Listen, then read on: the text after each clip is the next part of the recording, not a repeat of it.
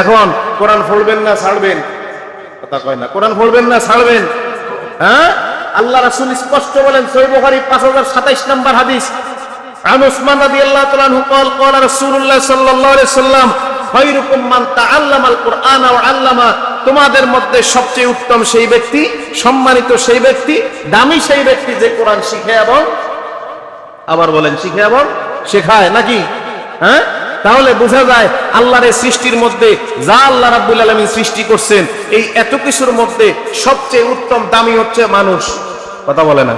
দামি কি? মানুষ, আশরাফুল মাখলুকাত মানুষ, সকল সৃষ্টির মধ্যে। আবার এই মানুষের মধ্যে ধর্ম বর্ণ নির্বিশেষে সকল ধর্মের অনুসারীদের মধ্যে মুসলমান যারা, তারা শ্রেষ্ঠ, নাকি? হ্যাঁ, বলেছে কথা।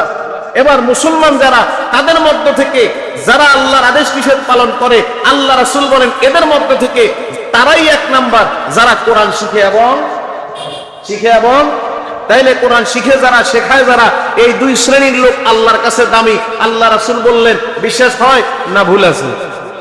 বিশ্বাস হয় না ভুল আছে? তাহলে আমরা কেন কোরআন শিখতে এত অলসতা করি? কোরআন শিখতে কেন চাই না? কোরআন শিখা আমাদের জন্য ফরজ না নফল?